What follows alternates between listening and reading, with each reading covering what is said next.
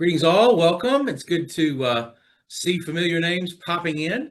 Brad Turnalittle here at the National Association of Workforce Boards. We'll be getting started in just a few, actually about 30 more seconds. Just want to make sure we have time for our participants all to come in. Oh, great, there I see Lee. Good to see you, sir. Hope things are well in the great state of Colorado today. Good morning. It's a gray, rainy day, which is unusual for us, but we're Ah, making do. well, and it's a good reminder about the good morning, because I'm about to do my official greeting, and I need to make sure that I'm covering all the time zones. So thank you for that. All right, so it's a little bit after 1 o'clock. I want to be sensitive to our time. Looks like we've got nobody left in the waiting room right now, so I'll go ahead and get started. Welcome everybody. I'm Brad Turnalittle, the President and CEO here at the National Association of Workforce Boards.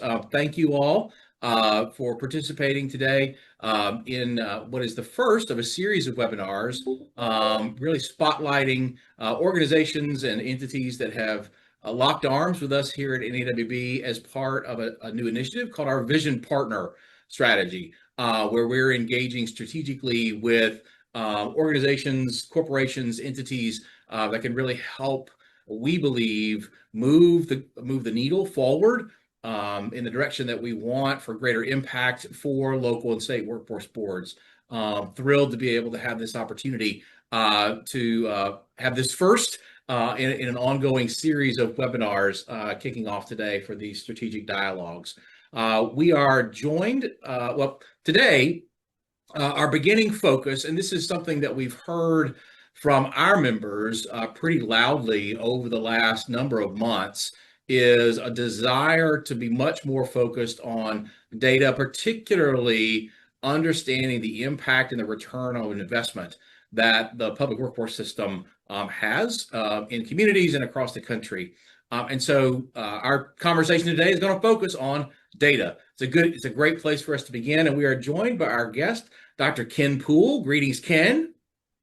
Thank you. Thank Yeah, you. yeah. Looking forward to the conversation. Yeah, so Ken is the CEO for the Center for Regional Economic Competitiveness, and it is one of the most trusted organizations in the field of labor market information. And so I think it is very appropriate that we kick off these vision partner conversations with a focus on data, because data supportive ROI narratives, as I mentioned a little bit earlier, are really central right now and on a lot of minds of workforce board leaders across the country. Prior to the actual beginning of this webinar, for our participants' benefit, Ken and I were having a brief exchange regarding the administration's FY26 budget proposal.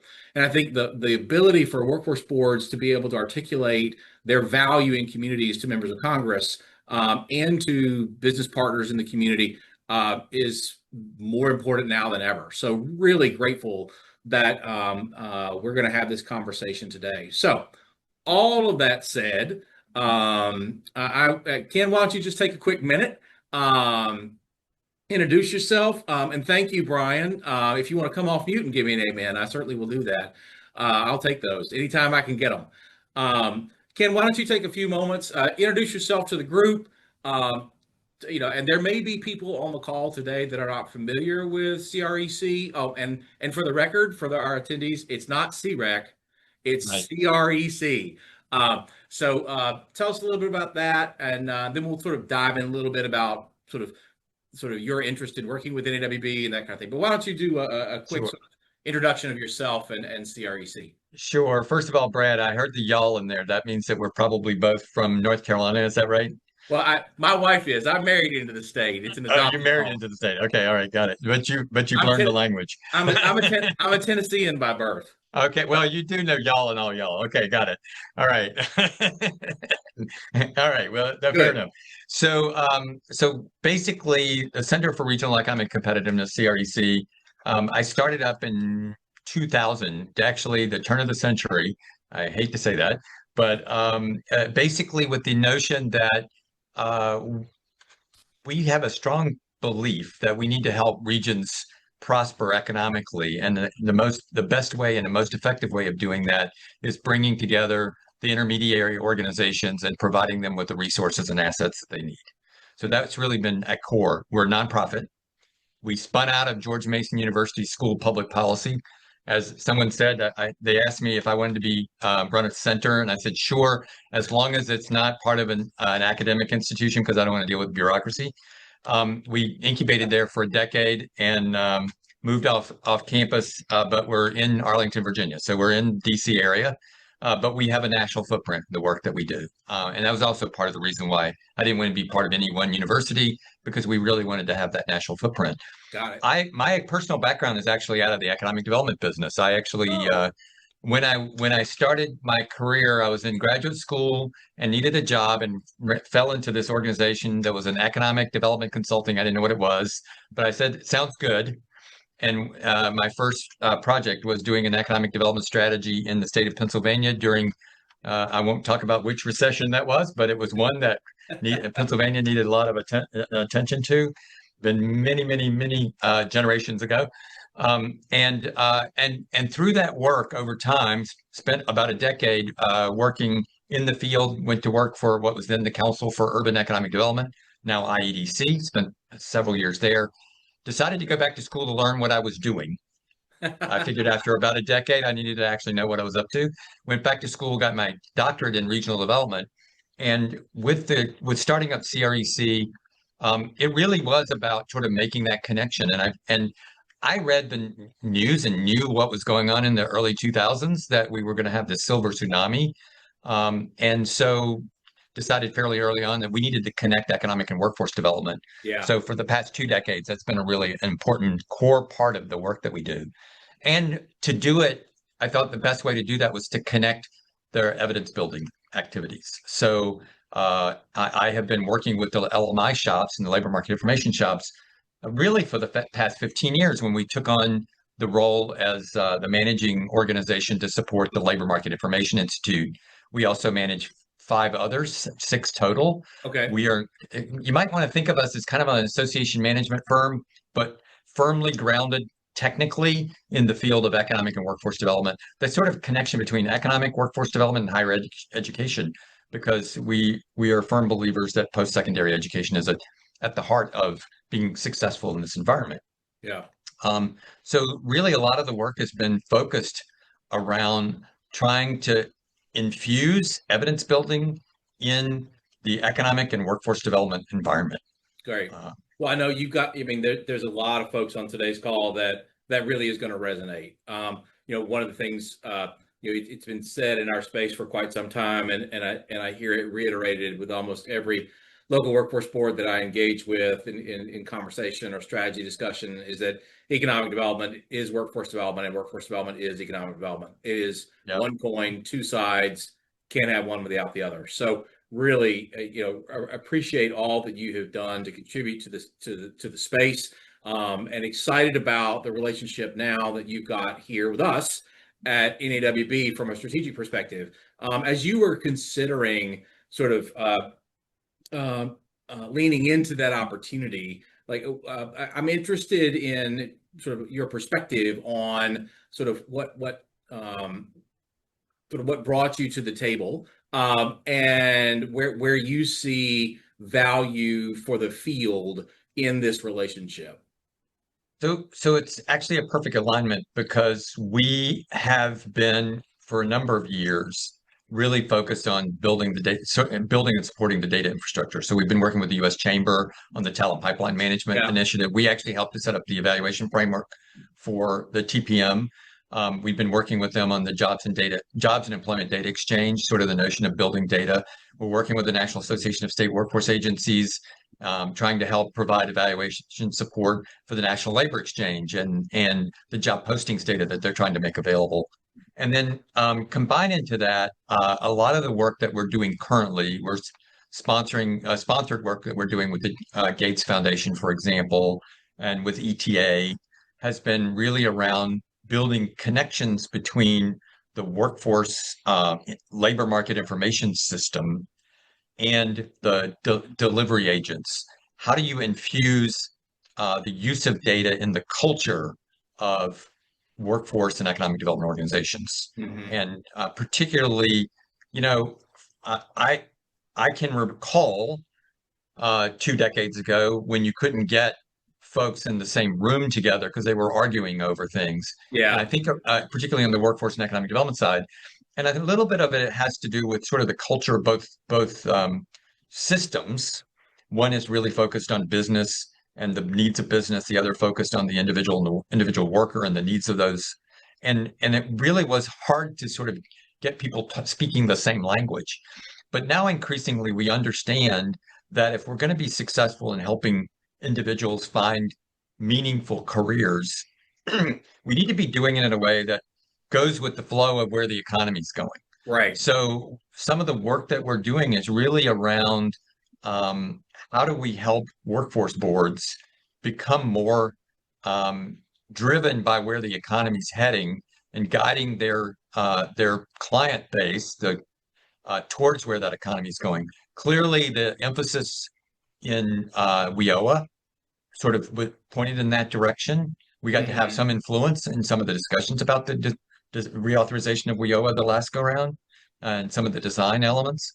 And we continue to want to help move in that direction in whatever way we can Good. through technical assistance to workforce boards and through support of those boards in whatever way we can provide it. Well, that's great. I mean, and I think, as it's wonderful to be able to present or to offer to boards through an intentional relationship between NAWB and CREC. Look at all those letters. I'm sure somebody out there will spill some. Maybe Brian from the great state of New York will find some word that our 8 letters combined make up together.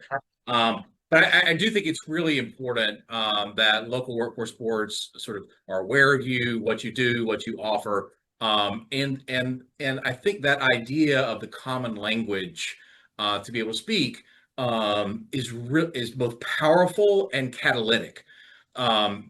That it can help tell a story and it can drive transformation. Both of those things can be true when you have shared language.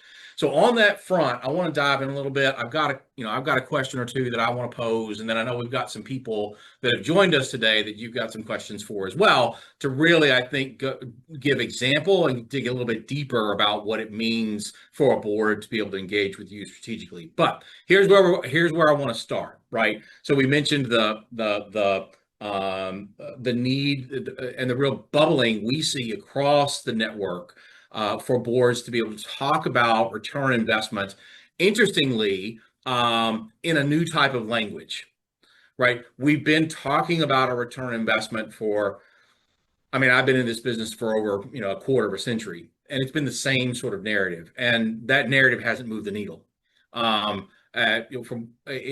Locally, there's been some. There certainly are examples in pockets where it's really been effective, but from a national perspective, if you gauge effectiveness of a ROI narrative against appropriation, we've gone down every year for 20 plus years within the federal workforce system.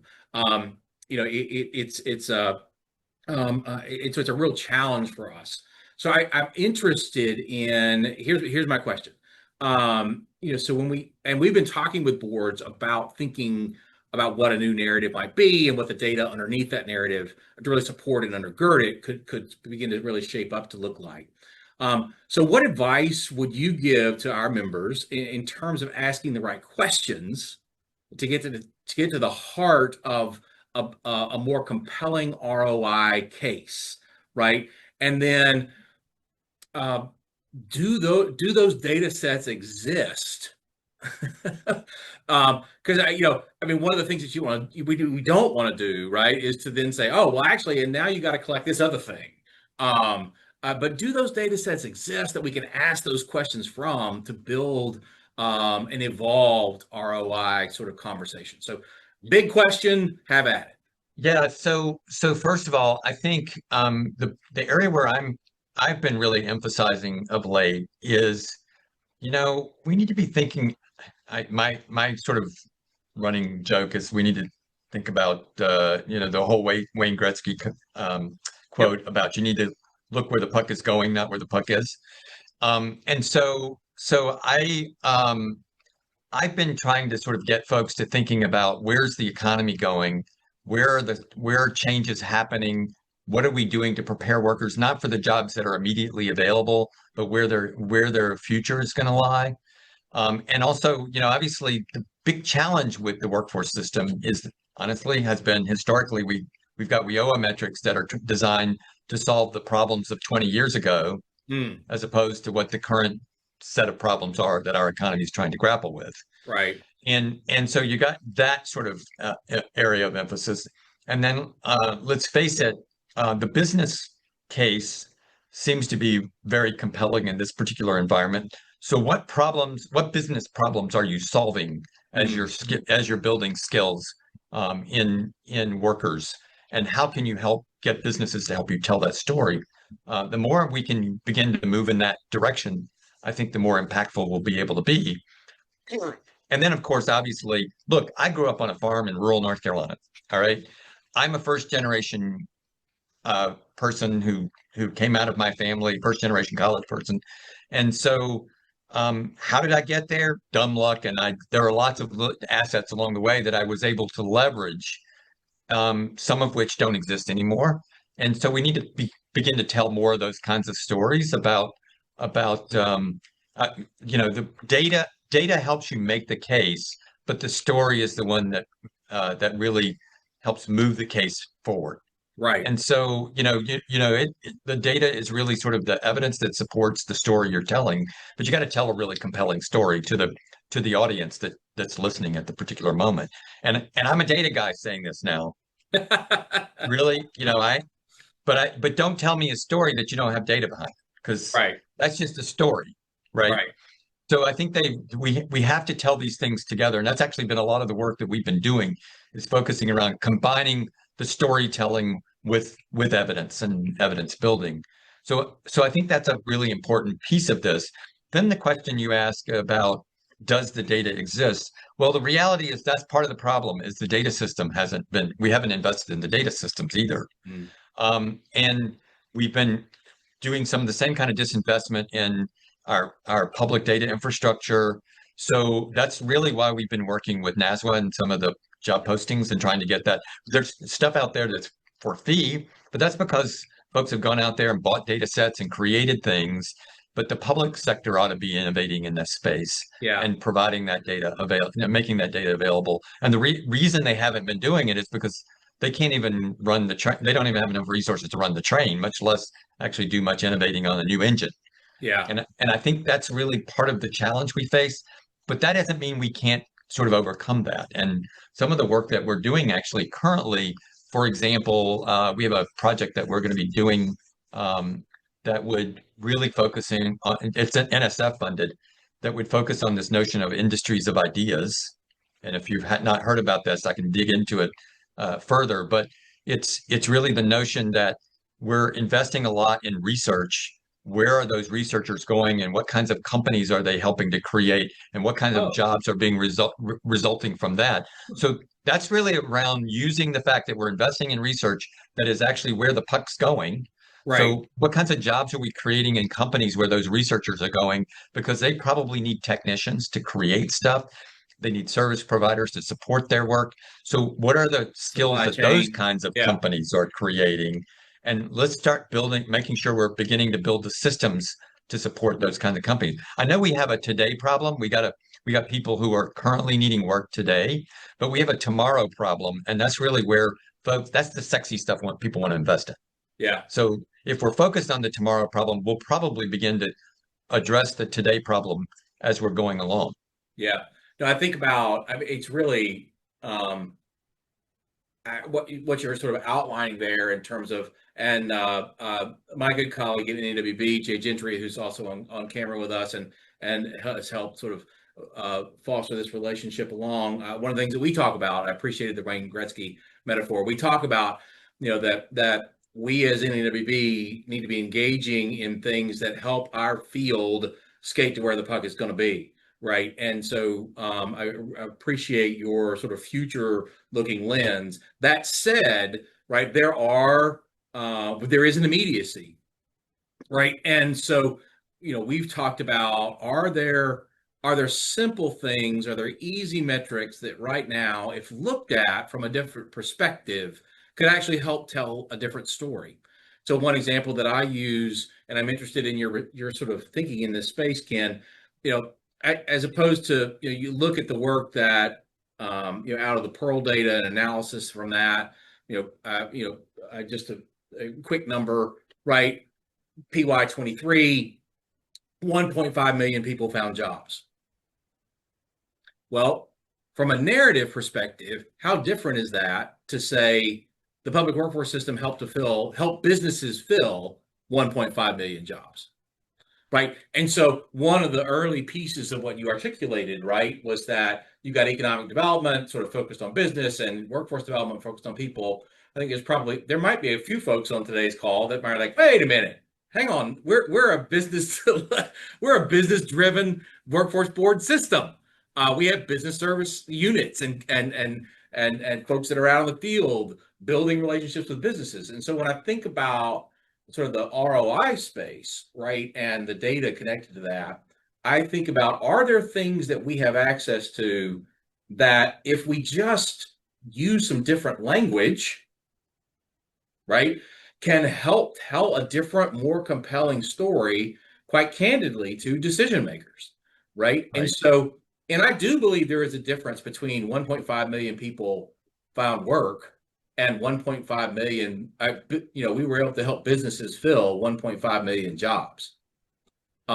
Right. So I'm interested in your sort of your perspective on that. And if there are other examples that you think, if we take this data point that we've historically framed this way and frame it this way, it could actually help build a very different ROI kind of story. Well, I also think from stuff like that, you can also talk about how many of those jobs are in sort of key sectors that are critically important to the state, to national security, to the economic interests of the country, stuff like that.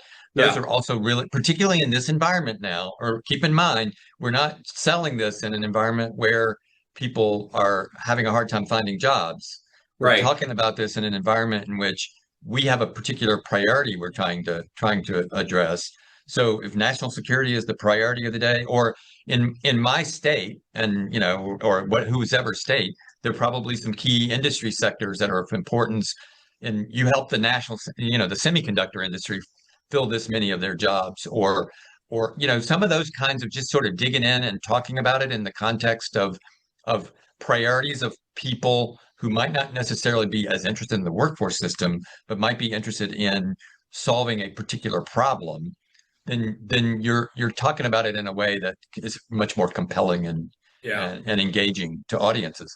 I would also say the more you can talk about the kinds of good jobs you're creating for folks, because some of what you're also grappling with is an image issue that the workforce system has to grapple with. Because if you talk to most companies, they don't, particularly if they're looking for skilled or skilled employees, they don't think of the workforce system as their go-to resource. Now, I'm not saying that's true of all companies. I'm just saying that's part of the challenge that we face is this sort of image issue. And so how do you begin to shift that? Well, it's also part of how you talk about the work that you're doing. And framing it. And also being in the room when conversations are happening and talking about your role in the room when those conversations are happening about key investment decisions. I can tell you, I work very closely with the state economic development executives because that's a network that we manage. And they do talk about workforce talent development as a core thing. That's the first thing on their first subject on any agenda that they have. And unfortunately, the workforce system doesn't come up in those conversations. So how do we change that narrative? Well, now that you're a vision partner, I expect you to bring us up in those conversations, Ken. That's right. So, and I know in some of the things, and I imagine that you've probably got some relationships actually with folks in today's conversation that are here participating. That I think probably you've got some questions that sort of build on this early part of the conversation, which sort of take it a couple of steps farther. I'd love to sort of put some of those on the table and see what those attendees are thinking. Sure. And Todd, I'll pick on you first if you don't mind. I want to uh, sort of hear a little bit more about what you're doing in terms of the data you're tracking to ensure that we're aligning workforce and economic development, and also higher ed, because increasingly the post-secondary education system, and oftentimes we think of it in extensively at community colleges, which they're important, but I'm also thinking about, increasingly we're talking about things like the regional university system, which tend to be more local serving, and the career and technical ed system. So I'd be curious from your perspective, sort of how a little bit more about your work in terms of this alignment of these different priorities that are going on. Yeah, thanks so much, Ken. Thank you, everybody, for having me today. Todd Nell, Director of the State Workforce Board in Oregon, the Workforce and Talent Development Board. The timing for this conversation is pretty apt out here in Oregon. We're currently in the midst of finishing up our strategic plan and scorecard. One of the things under the scorecard that we've been trying to do for several years is to sort of get into this new conversation about the way that we talk about workforce and talent development, education, training, systems alignment, all those words that have been flying around for quite some time, and give more meaning to the business community and the employer community in particular, in terms of what we're trying to do in order to measure meaningful metrics and drive improved sort of transformational outcomes. So more to come on that. It's fraught with a lot of politics, as you might imagine, which have recently come to light just the last few days. But our strategic plan and scorecard really does increase expectations for alignment across education and training systems, and develops new emphasis and shared impact around accountability for our customers, not just job seekers, businesses, but employers as well, right? So it's going to set higher goals for interactions and advising and alignment with the governor's office. We just, in the last few weeks, for the first time ever since I've been in the position, as a result of a number of these things that we're doing around more relevant and better data, got a letter from the governor's office saying, hey, I'm directing you as the state board to really lean into better longitudinal data alignment across the agency enterprise. What will also include the local boards in terms of what's in it for them and how it would help, potentially improve their success at the local level. Another thing that really helped us in terms of this alignment that you sort of asked about, Ken, in your question, was back in 2017, the State Workforce Board adopted high-performing workforce board model from the National Governors Association, which simply put, really brought K-12 to an already established table under WIOA, which was definitely a missing partner, as well as a representation from the university system. Of course, we already had economic development there and all the other usual suspects, but that's really allowed us to broaden our reach and create better alignment. There's been a couple of ways that we've done that. Speaking of the sort of the data angle, in 2018, we began publishing the WTDB's talent assessment, which, it significantly, well, more significantly than ever before, engages business and industry leaders, and really builds on the, speaking of sort of status quo, things that have been around for a long time, but are still valuable, our employment department's long-term employment projections and other, LMS data, and really support sort of a new adult education and training goal for Oregonians. It's focused on identifying, not surprisingly, in-demand occupations and skills, where are critical workforce shortages, what are the strategic opportunities, and then making recommendations based on business voice, both qualitative and quantitative data. At the same time that we do this, which really fosters a really broad-based following. Actually, we're sort of surprised on how many partners outside of the typical suspects know about this talent assessment.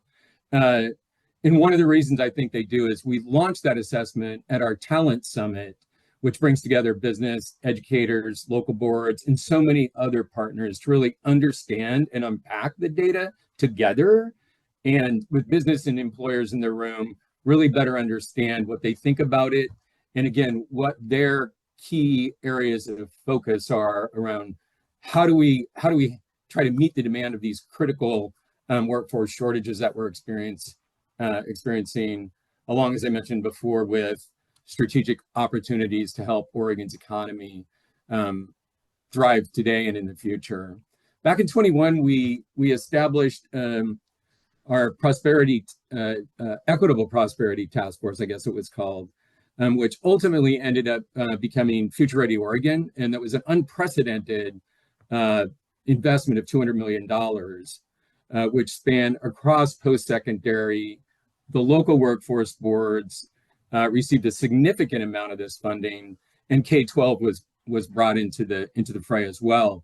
So again, better systems alignment, and man, it's also resulted in numerous reports, rich data that we are beginning to be able to mine since its sort of implementation started in 2022.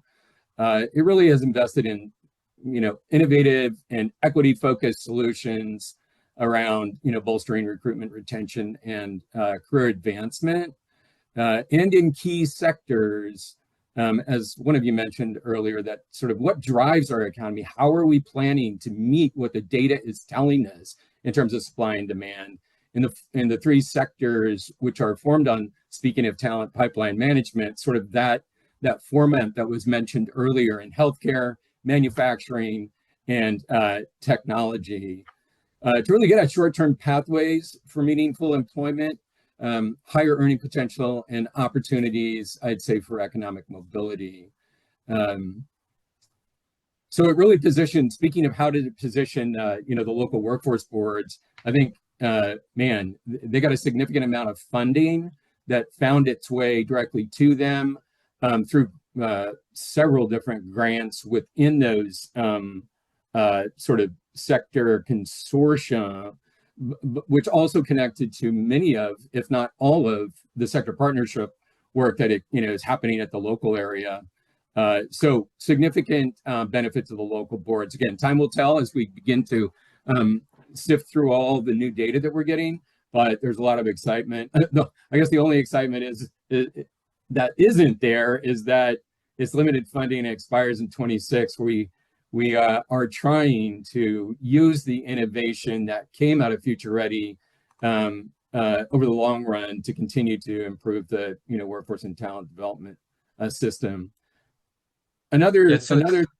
Sorry. I was just going to say very quickly, what's really sort of critical is also connecting and aligning those activities with your sort of economic development efforts. And because the economic development folks, if you talk to any of them, they're building their own talent strategies to support their economic development efforts. And oftentimes those talent strategies are done without the workforce board being integrally involved. And the more we can align those regional workforce strategies and the regional economic development strategies, the more effective this stuff will become as part of the culture of the organization. So it won't take extra resources. It's just part of what you do. Yeah, under the current strategic plan, I'm on a work group that is charged with integrating post-secondary into economic development efforts across the state. We've worked closely with 3 local board directors in terms of their take at the boots on the ground level around how is economic development and workforce development partnering currently, where is the opportunities for improvement.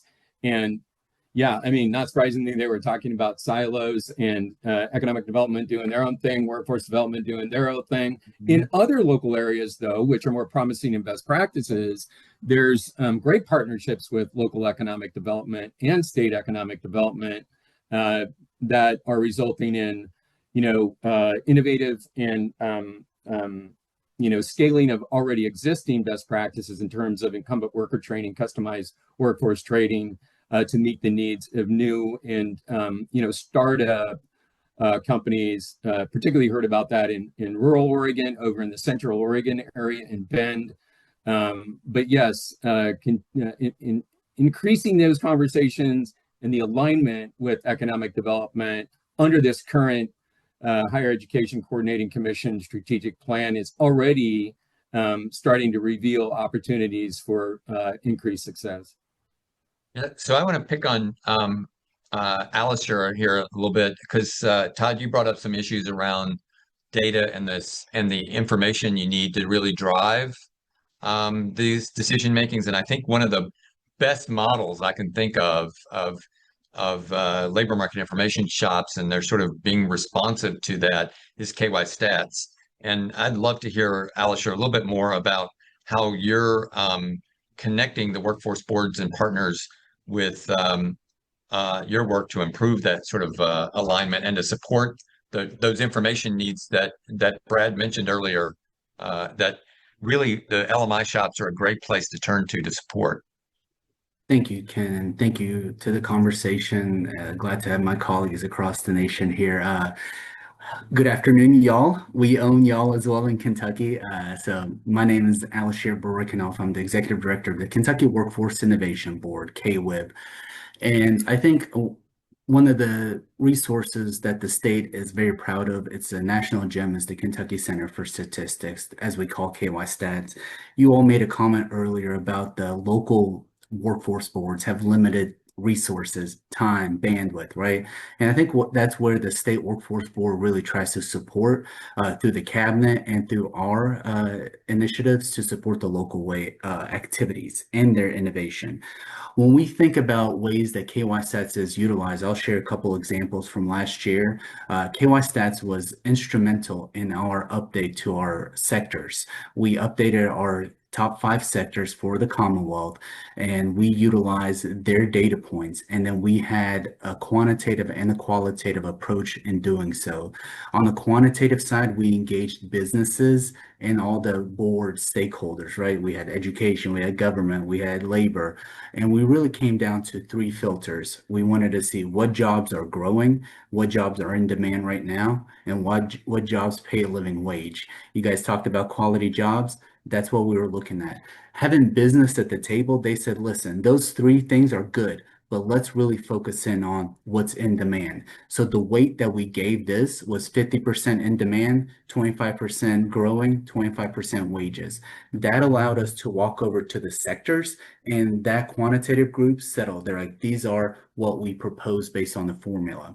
Then we brought together a qualitative group that included economic development, included higher ed, included a local board perspective, included our Department of Education, and even the authority that gives out scholarship. And that group finalized the information because they had that forward foresight on what's happening. And something good by having economic development at the table, there's an economic blueprint that Kentucky has. And one of the job sectors that are growing is the professional, scientific, and technical services. That actually is one of our new sectors. Now that's a mouthful. What does that mean? And so, but those are the jobs that are going to be in the biggest demand and the most impacted by artificial intelligence, right? Those are the accountants, the legal professionals, the technology software developers. That is evolving so fast. And I think by focusing on that as one of our top 5 sectors allows us to grow forward. Now, how does that apply to local board innovation? Local boards were part of the conversation. Now, through our WIOA approach, they can add 2 sectors that are more appropriate to their local economies. We look at the local board as the nucleus to workforce development in their communities, right? Who else can be business driven, have labor at the table, and have all the other stakeholders? No other entity is so connected to workforce. And so they're able to lean on the KY Stats data points and that we brought together and then add 2 sectors that are more appropriate to their economies. And to your all's point about ROI, that's been a big conversation here in the Commonwealth, and it's been a business-driven conversation. We want to demonstrate the value of workforce development to all the stakeholders, and our businesses are saying, we don't want to see Q3 exit entries. They don't want to hear all that. They want to see how many people are you serving, how many jobs are people being placed in, and what are their average wages. So the state board took a vote and adopted what we call our foundational metrics that will go on top of all the WIOA requirements. And that's how we're going to measure our ROI. We'll do some other aspects of before entry, after, but on the front end, that's what we're going to push out. And so I think we are being business driven, but we're not forgetting about all the other stakeholders. And we're making sure that the heart of workforce development, our local boards, are at the table and making those calls along the way. Yeah, and I think actually, as you're thinking about that, as we've been talking to businesses with the work that we've been doing with the chamber, the other thing they particularly are interested in is how long does it take them to find workers and how long does it take them to hire them? So, and you have some of those data points in that system. It's just not something that you ever probably query on. But how long does it take for a company that's looking from the time they come in looking for someone that they find someone? How long is the hiring process? What kinds of support infrastructure is the workforce board providing to make that quicker? Because time is money with businesses, and you're using that as a proxy for what the cost is for hiring. And I think that's another one of those cases that isn't necessarily the way workforce boards would think, but it's certainly a way for you to think about if you're trying to be more sort of business friendly, more business responsive. And I think KY Stats is a great example. One of the things that we're working with a number of different workforce boards and other sort of workforce serving organizations is to build the capacity in those organizations to ask the kind of questions that can help influence the way the LMI system, the workforce labor market information system, responds to workforce needs. And so we've actually had a couple of projects, one with the Gates Foundation, another that we're doing with ETA, really around redesigning products, revisiting product designs that are already in place in terms of data that's being provided, as well as creating and improving capacity in the workforce boards to be better data consumers. You don't necessarily have to be a purebred analyst, but if you can ask some of the right kinds of questions.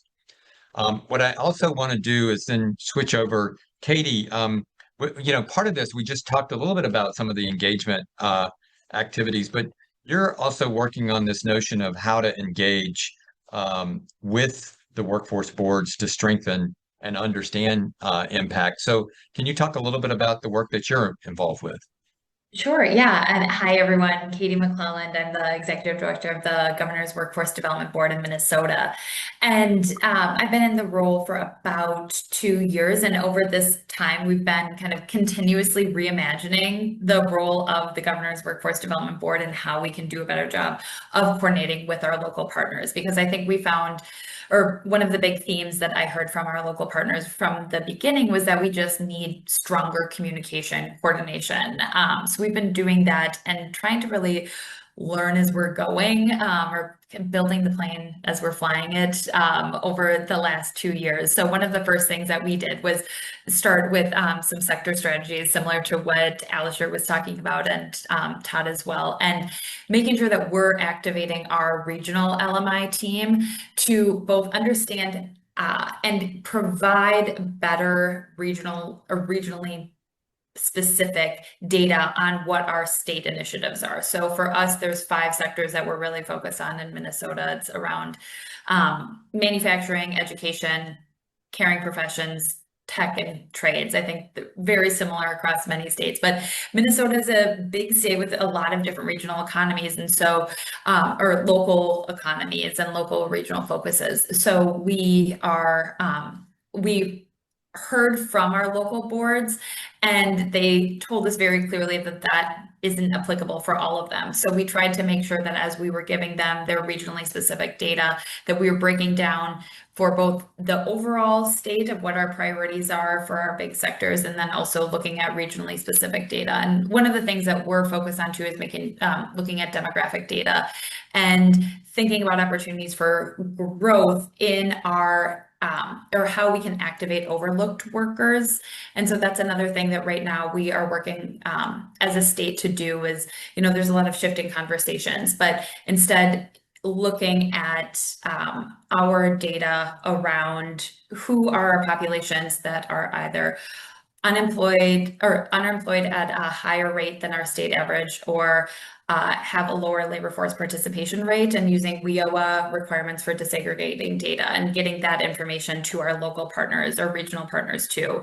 And again, this was a request that came from them. So we're trying to kind of identify opportunities for them to give us more feedback. And one thing that we did along this process too for reimagining is bring together a new group of commissioners, that's our agency leaders from across our different workforce, or across our different agencies that have workforce programs, and have started creating stronger feedback loops from our local boards to our state agency folks too, so we can better understand what's needed, where there are opportunities for improved information sharing, where there's places that we're running into challenges. I think, we've already identified a couple places where we need to be updating policies or updating data requests just from this new structure that we've created between our boards, our state board, our local boards, and then our interagency group as well. So really focused on, and with that group, there's kind of 3 big buckets that we're looking at around programmatic alignment, common metrics, and then communication. And I think this really touches on all the things that we've been talking about today of how do we better tell the story of the programs that we're providing, not just from,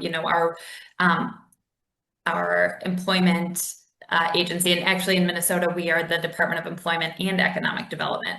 So we have a little bit of a stronger connection there too, although that's again a place that we are continuing to look for ways to improve information sharing about how our economic development strategies are, putting a thumb on the scale for the things that we'll see just from labor market information. So I think, I would say all of these processes are being built, but one of the things that is most helpful is that we have leadership from the very top. So the governor is the one that really pushed down to all of us that we need to be focused on one Minnesota. And so how do we create these communication channels that make sure that our locals understand the strategies and priorities of the state, how they have the data to equip them for decision making in order to help achieve the goals that we're creating at the state level, and then vice versa, as there are priorities and strategies that are happening at our local and regional levels. Or I think especially recently, it's just a lot more just requests for data for support on responding to the many changes and fluctuations that we're seeing at the federal level at this moment. So kind of trying to continuously grow and improve on our feedback loops, both for how our programs can remain relevant and resilient in these times, and then also how we can make sure that we're using the information, the data that we have at the state to better inform the strategies that are happening at the local level. Well, and Katie, one of the things that occurs to me as you were talking, and this could also transition in some of the other conversation we have, is this notion that there are such differences from one region to another, and the state, at the state level, you're trying to build sort of a strategy, and you're emphasizing some specific sectors, presumably. Those sectors may or may not line up with what the economic development folks care about, which is actually part of the challenge. And then you have the challenge of trying to get them to line up at a regional level, because one sector may not be as important in one region as it is in another. I'm thinking of mining, for example, in Minnesota as a perfect example. Like mining is really important in the northeast corner of the state, but maybe not so important. Maybe medical devices is really critical in the southeast portion of the state. So you can tell I've done a little bit of work in Minnesota.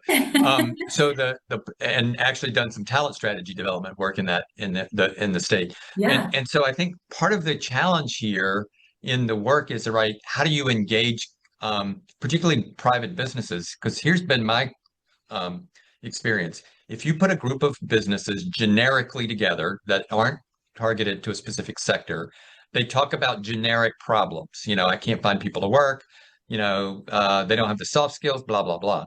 If you start pulling together people from a specific industry, you can dig past that and dig into some of the unique skill sets that are required in those industries. Yeah. Is that And been that's, your? yeah, that's actually a big part of the strategy that we're kind of emerging right now. And I think what we found is that, there's a lot of great work happening in regions and pockets across Minnesota, but we also as a state haven't done as great of a job of collecting that information and then sharing best practices about things that are happening across the state. Because I think you brought up medical device manufacturing. A lot of that manufacturing is really similar to what's needed in chips and semiconductor manufacturing, which those sectors aren't talking to each other. But that's something that we as a state have started to take more of an initiative to try to understand it. Even for us, that's the North Metro area of the kind of Twin Cities region and the South Metro area. Medical devices north, chips are south, and even just trying to connect those two in a more meaningful way. So I think that's something that we're seeing again, and the importance of the partnership between our locals and our state, where the locals are doing this amazing work. They've got feedback. The state has a lot of information about what our strategies are, what we're trying to kind of push forward. And we have a lot of this data that our local partners need in order to help work advance. So I think that's a continuing and emerging strategy for us, is better identifying, better providing our locals with the information that they need about changes that are coming.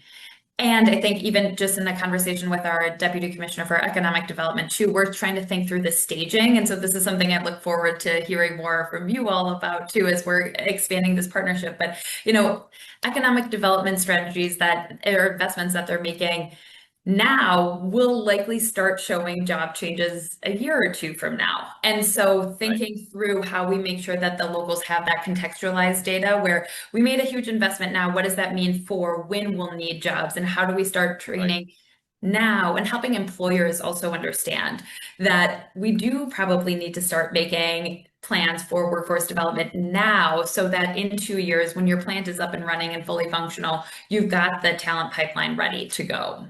So those are, big parts of our emerging strategy. Yes, absolutely. So Lee, I wanted to pick on you on this sector specific initiatives, because I think this is one of the really biggest challenges for the folks who are in the workforce system in connecting with economic development and higher ed.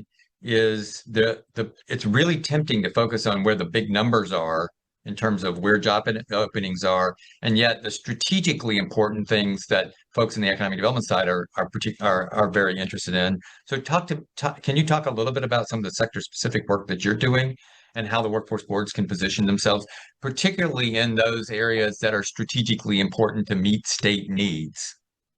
Absolutely, Ken. Thank you for the question. And hello, everybody. Lee Wheeler-Berliner, Managing Director for the Colorado Workforce Development Council. I think for us, our sector work is critically important to ensure that we have a demand-driven talent development system. And data is absolutely critical to framing that out and ensuring that it works. I'm going to shift the sports metaphor a little bit. You mentioned skating to the puck. I am not a hockey guy. I grew up on football and college football, and the mantra is that offense wins games, defense wins championships. I think for more than a century, the workforce system has played defense and said that we're going to do really good work for the job seeker, the person who's lost her or his job, and support the community through that defensive work. While that's been good, in this day and age, we need a lot more offense. And our sector work, our employer-focused work, economic development is the offensive side of workforce development, in my opinion. And that starts with looking at the data. And I think the idea of coupling your economic development data, working with those partners to understand what industries they want to go after and attract to your state and to your specific regions, is where you have to start to ensure, number one, you're using the same data sets. And how can you as states think about leveraging collective purchasing power? If you don't have a dynamic LMI shop that's providing everything, if you need to license another product, go in together, do a joint license, because as your workforce board, you're required to provide that labor market information. And so when we start with that data side and those shared data sets, then we see regional agreement about what they want to go after and how they need to be pursuing businesses, and ultimately understanding what skills need to be developed within that ecosystem. I think our Governor Poole here in Colorado, has been on the forefront of some of the tech hub work and thinking about how we support existing or very nascent industries in technology and what that means for the long-term future of Colorado. And your economic development side is always thinking about what is the job creation? Well, we got to make sure we're filling that. And we have the talent base in that labor market that is going to provide those jobs. And so we have to be working hand in hand to ensure that we're building that out. Some of the ways that we've seen this play really well with local boards is, number one, starting from the data. And one of the things we've done in Colorado is having summits and academies where the state shares all the data and then says to the local partners, here's your data, you make the decision. What is most important to you? How do you want to move forward? Thinking about partnerships. And then what are the other resources that are needed and can be leveraged on a statewide basis to lean into that? And the beauty of doing regionalized industry-specific work is that it creates a great testing ground. Because when we talk about how do we achieve big goals, it's tempting to want to boil the ocean and go after everything at once. When you dial that back to say, all right, we're not going to think about the entire state. We are going to look at this 2-county area and this one industry and dig in deeply here. Then that builds the model for what can work in all other regions and also creates better testing ground. So I'm excited for this conversation, for the work that NOB and CREC are going to be doing together down the road. And thanks for the opportunity to be here. Yeah, Lee, you hit on one of my pet subjects, which is so often we're trying to solve everybody's problem instead of really honing in. We don't have the resources to solve everybody's problem. Let's just face it. If you've got to focus your resources, you have to make hard decisions. Where is it we're going to have the greatest impact? And the opportunity here is you have an opportunity to change your economy, to make it more prosperous. Let's make sure we have the people available to make that change happen. So I think that's a really critical piece that we need to be thinking about. It's hard because that hasn't really been the core of the way the workforce system has always operated. But I think it really is, if we're going to make the case that it is valuable, we need to be having an impact where folks are paying the closest attention. And Jay, I know we ran over on our time, but I wanted to turn it back over to you for a few minutes here. Sorry.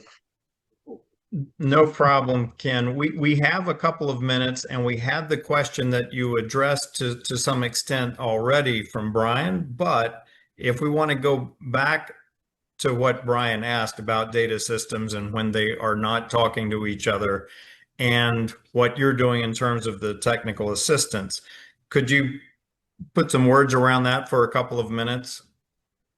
Yeah, so first of all, we're focusing on this notion that there's a place where, each of the systems, economic development, workforce, higher ed, all have broader missions, but there's a Venn diagram where we overlap.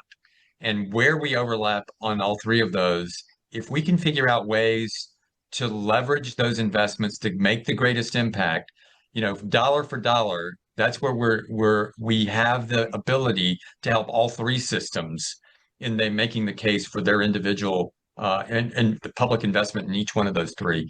So, when you hear higher ed and going through the struggle that they're going through right now, they got to talk about how they're valuable to growing their local economy. When you hear the economic development folks talk about sort of where they ought to be investing, they talk about focusing on trying to create a new future and new economic opportunity. And when you talk about it in terms of the workforce system, we need to be talking in the same language about how we're helping to build the workforce that will be available for the challenge. And not only that, but the workforce system is really critically important in terms of transitioning the existing incumbent workers who may not necessarily be connected to training and education in the way that we would want them to be. But in order for them to be successful throughout their career, they need to be connected somewhere. And the workforce system is an obvious place for that to happen. So that would be kind of the way I would think about this as we're sort of moving forward. We're trying to figure out where we can have the greatest impact across all three systems. Yeah, I'll just jump in here, Jay. I know we're right closing in on top of the hour. Kudos to Brian Williams from the great state of New York for accepting the challenge and creating not a word, but a pretty powerful phrase by combining our acronym letters to navigating a workforce built on collaboration, resilience, equity, and data-driven and data-driven competitiveness. So pretty doggone well done, Brian. Thank you for that. Ken, thank you for your willingness to sort of come along this vision partner journey with us. The value of this strategic relationship, I think we can already see. Workforce boards are going to be able to greatly benefit from this engagement, and I know we will as well here at the National Association of Workforce Boards. Thank you all for taking your time this afternoon. Thank you to Todd and Alicia and Katie and Lee for getting called on the spot, so to speak, and sharing your experience sort of in this conversation around data, ROI, what those can mean. I think it was a couple of things that jumped out to me. Number one, the whole concept about the workforce system being the nucleus in the community, I think is a really powerful one, and certainly one that I resonates with me. Lee, I appreciate the football metaphor because it's one team with different units.